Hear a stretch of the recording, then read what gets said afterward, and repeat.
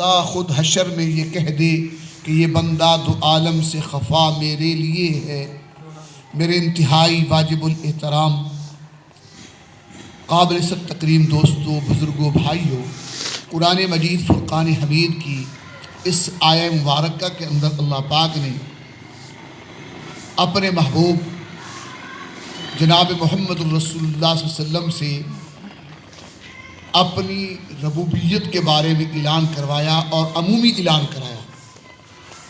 اس میں خلاق عالم نے مومنین کو خطاب نہیں کیا بلکہ تمام انسانوں کو خطاب کر کے کہا، فرمایا قل یا ایھا الناس، اے میرے پیغمبر کہہ دیجئے، یا ایھا الناس اعبدوا ربکم، اپنے رب کی عبادت کیجئے۔ رب کہتے ہیں پالنے والے کو، جو پالتا ہے وہ رب ہے۔ اور اعبدوا، اللہ پاک نے جتنے بھی انبیاء بھیجے ہیں ان کے دنیا میں آنے کا مقصد صرف ایک ہی رہا ہے، اپنی قوم کو جا کر کے یہ کہنے لگے قال یا قوم اعبدوا اللہ ما لکم من الہ غیرہ، کہ اے میری قوم اللہ کے علاوہ کسی کو نہ پکارو، اللہ ہی وحدہ لا شریک ہے، اللہ ہی دینے والا ہے، اللہ ہی تمہاری پکار کو سننے والا ہے، اللہ ہی تمہارا داتا ہے۔ اعبدوا ربکم، اپنے رب کی عبادت کرو۔ تو اللہ کے محبوب صلی اللہ علیہ وسلم بھی تشریف لے آئے تو انہوں نے بھی اس عقیدے کو بیان کیا۔ عقیدہ توحید ایسا بنیادی اور اساسی عقیدہ ہے کہ اس کے بغیر اعمال قبول نہیں ہے۔ بندہ عقیدہ ٹھیک نہیں ہے، نماز پڑھ لے، روزہ رکھ لے، حج کر لے، صدقات دے دے، خیرات دے دے، تو اس کا اللہ قبول نہیں کریں گے جب تک عقیدہ ٹھیک نہیں ہوگا۔ عقیدہ یہ ہو کہ عبادت کے لائق اللہ کی ذات ہے، سجدے کے لائق اللہ کی ذات ہے، اور تمام مختار کل کوئی ذات، مختار کل جو ہے وہ اللہ کی ذات ہے، موجود اللہ کی ذات ہے، اور وہ ذات جو کسی کے محتاج نہیں ہے اور ساری کائنات اس کی محتاج ہے، وہ رب ہے، اس کی عبادت کرو۔ یا ایھا الناس، اے لوگو اس رب کی عبادت کرو۔ وہ رب کون؟ اعبدوا ربکم، اپنے رب کی عبادت کیجیے۔ تو رب العالمین نے یہاں دلائل پیش کیے ہیں، فرمایا یا ایھا الناس، اے لوگو اعبدوا ربکم، اپنے رب کی عبادت کیجیے۔ اور رب کون؟ فرمایا الذی خلقکم والذین من قبلکم، جو تم سب کو پیدا کیا اور تمہارے بعد بھی اور تم سے پہلے لوگوں کو بھی اس نے پیدا کیا۔ پیدا کرنے والا کون ہے؟ اللہ ہے۔ آواز آتی ہے اللہ۔ اعبدوا ربکم، اپنے رب کی عبادت کیجیے۔ اور رب اسے کہتے ہیں کہ فرمایا کہ وہ پیدا کیا اس نے تمہیں، تخلیق کیا تم نے۔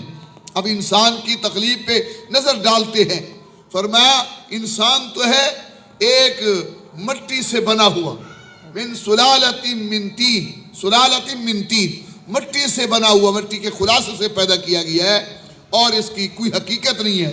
لیکن فرمایا ثم خلقنا النطفۃ علقۃ فخلقنا العلقۃ مضغۃ فخلقنا المضغۃ عظاما فقسونا العظام لحما ثم انشأناہ خلقا آخر فتبارک اللہ احسن الخالقین۔ وہ رب جو اپنے محبوب صلی اللہ علیہ وسلم کے ذریعے تمہیں اور ہمیں یہ قرآن کے ذریعے بتلا رہا ہے، اللہ فرماتے ہیں میں بتلا رہا ہوں کہ میں نے تمہیں ایک نطفے سے ماں کے رحم کے اندر جو محفوظ مقام تھا ہم نے رکھ لیا، اور پھر اس کے بعد اس خون کو لتھڑا بنایا اور گوشت بنایا، پھر اس پر ہڈیاں چڑھائیں اور پوست چڑھائی، پھر اس سے انسان، بہترین انسان ہم نے پیدا کیا۔ کون سا انسان؟ فرمایا بہترین تخلیق اس کی میں نے کی، اور کر کے کہا فتبارک اللہ احسن الخالقین۔ اب انسان دیکھتا ہے دوسرے مخلوق کو بھی اور اپنے انسانوں کو بھی، حیران رہ جاتا ہے۔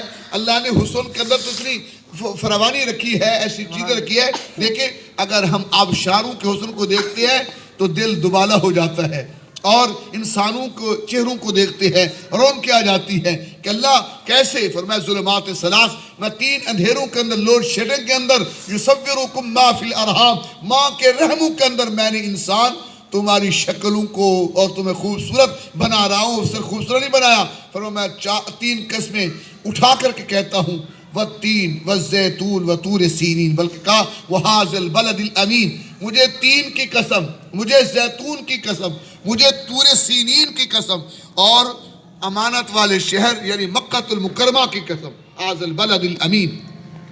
4 قسمیں اٹھا کے کہتا ہوں، لقد خلقنا الانسان فی احسن تقویم، میں نے انسان کو احسن تقویم کے درجے سے نوازا ہے اور اس کو بلند کیا ہے، اور کیسے؟ فرمایا کہ یہ کسی غیر کے سامنے نہ جھکے، مجھے الہ مانے اور مجھے ہی مشکل کشا مانے، مجھے حاجت روا مانے، مجھے بگڑی بنانے والا رب مانے، اور میں ہی ہوں الذی خلقکم، میں نے تم کو پیدا کیا۔ اللہ کہتے ہیں میں تم کو پیدا کرنے والا ہوں، میرے علاوہ کسی غیر کی پرستاری عبادت نہ کرو، والذین من قبلکم، صرف تم نہیں، تمہارے آبا و اجداد بھی میں نے ان کو پیدا کیا، والذین من قبلکم لعلکم تتقون، تاکہ تم متقی بن جاؤ، پرہیزگار بن جاؤ۔ پھر یہاں تک نہیں، اللہ نے دلائل دی، الذی جعل لکم الارض فراشا، میں نے زمین کو بچھونا بنایا، زمین کو اتنا نرم نہیں بنایا کہ پاؤں تمہارے دس جائیں، نرم پڑ جائے اور اندر چلے جاؤ، نہیں، بلکہ میں نے اتنا سخت بھی نہیں بنایا کہ اس پر کوئی چیز اگا نہ سکو، میں سختی اور نرمی کے درمیان اس زمین کو پیدا کیا تاکہ تم اس سے فائدہ بھی اٹھاتے رہو، اور فائدہ اٹھا کے زمین کے اوپر چلو، اور تمہارے رائے فرش بنا دیا ہے تاکہ تم میری عبادت کرو، مجھے الہ مانو، اللہ کا اور کوئی مسئلہ نہیں۔ فرمایا صرف یعنی والسماء بنا، میں نے آسمان کو تمہارے لیے شامیانہ بنایا ہے، چھت کی ضرورت ہوتی ہے، فرمایا میں نے چھت بنا دیا ہے، میں نے چھت بنا دیا آسمان کو، اور فرمایا میں اس کو تہ برتہ، الذی خلق 7 سماوات طباقا، تم دیکھ رہے ہو میں آسمان تہ برتہ بنائے، کسی میں کوئی دراڑ نظر نہیں آ رہی، بغیر ستون کے میں کھڑا کرنے والا ہوں، اور میں ہوں والسماء بناء وانزل من السماء ماء، پھر آسمان سے میں ہی پانی برساتا ہوں، یعنی بارش برساتا ہوں، ندی نالیوں کے اندر یہ پانی نہروں کے اندر دریاؤں کے اندر اکٹھا ہو کے زمینوں کو سیراب کر رہا ہے، اور صرف یہاں تک نہیں، وَأَنزَلَ مِنَ السَّمَاءِ مَاءً فَأَخْرَجَ بِهِ مِنَ الثَّمَرَاتِ رِزْقًا لَكُمْ، تاکہ تمہارے لیے رزق، ترکاریاں، سبزیاں، باغات اگائیں۔ اگر تم میرے ان دلائل کو، میرے ان باتوں کو سمجھتے ہو تو میرے ساتھ ند نہ کرو، میرے ساتھ کسی کو شریک نہ ٹھہراؤ۔ اندادوں وانتم تعلمون، حالانکہ تم جانتے ہو اللہ کے علاوہ کوئی وحدہ لا شریک نہیں، اس کے مقابل مد مقابل ہے کوئی نہیں، اس کی ند ہے کوئی نہیں، اس کی مثیل ہے کوئی نہیں، لا مثل لہ ولا مثال لہ، فرمایا نہ کوئی میری مثال ہے، نہ اس کی میرے مد مقابل آ سکتا ہے، میں شریکوں سے پاک ہوں، اگر تم عقل رکھتے ہو تو میرے ساتھ کسی کو شریک نہ ٹھہراؤ۔ تو صرف یہاں تک نہیں، اس کے اوپر قرآن مجید فرقان حمید کے بہت سارے دلائل اور براہین موجود ہیں۔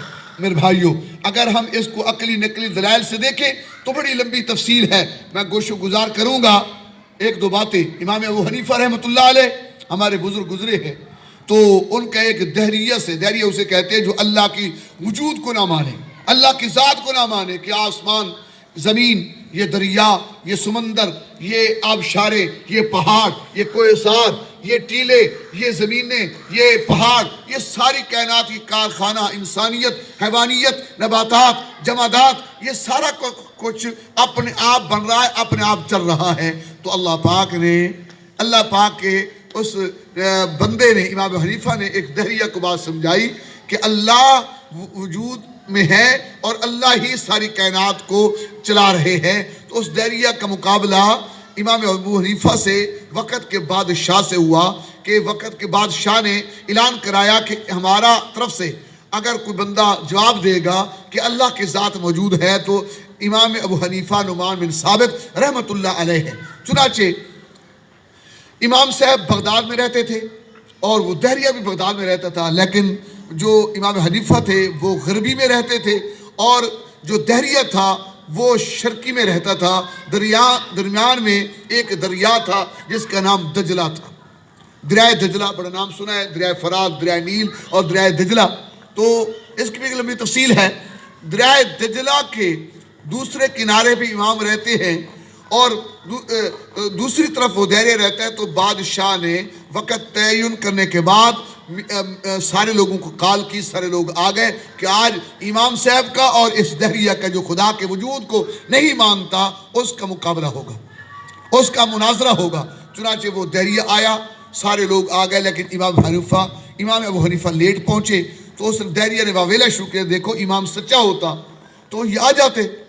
تو امام ابو حنیفہ رحمۃ اللہ علیہ اسی عین وقت میں پہنچے جب وہ دہریہ واویلا کر رہا تھا، احتجاج کر رہا تھا، دیکھے تو تمہارا بندہ سچا ہوتا، خدا کے وجود کی وہ بات آ کے ہمیں کرتا۔ چنانچہ امام ابو حنیفہ کہتے ہیں ہاں میں پہنچ گیا ہوں، لیکن تو اپنے اسی بات کے اوپر بھی قائم نہیں رہ سکے گا۔ کہنے لگے تو اپنے ٹائم کی پابندی نہیں کی۔ اس نے کہا ٹائم کی پابندی کیسے کرتا؟ میرے سامنے دریائے دجلہ تھا، جب میں وہاں پہنچا تو کشتی نہیں تھی، ایک کنارے سے دوسرے کنارے پہ کشتی لاتی ہے، ملا لے آتا ہے، ڈرائیور لے آتا ہے، نہ ملا تھا نہ کشتی تھی۔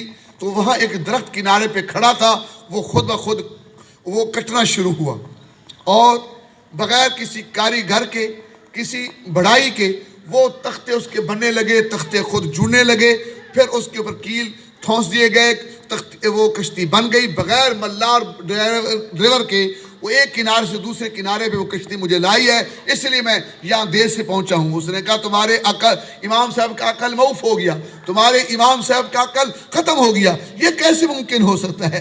یہ کیسے ہو سکتا ہے کہ ایک درخت جو ہے بغیر کاٹنے والے کے کٹ جائے، بغیر بنانے والے بڑائی کے یہ بن جائے، بغیر کسی کاریگر کے بن جائے، اور بغیر کسی ڈرائیور اور ملاح کے یہ کشتی چل کے دوسرے کنارے پہ کیسے پہنچ سکتی ہے؟ اس نے کہا یہی تو بات ہے، ہم بھی یہی کہتے ہیں، ایک چھوٹا سا درخت، چھوٹی سی کشتی، چھوٹا سا ڈرائیور ایک کشتی چلا کے نہیں آ سکتا، بن نہیں سکتی، درخت کٹ نہیں سکتا، تو یہ آسمان و زمین کا نظام بغیر کسی چلانے والے کے چل رہا ہے، یہ کیسے ہو سکتا ہے؟ اس کو بھی تو کچھ چلانے والا ہے۔ اس نے کہا مجھے سمجھ آگے کہ اس کو کچھ چلانے والا ہے، لیکن وہ چلانے والا ہے کہاں؟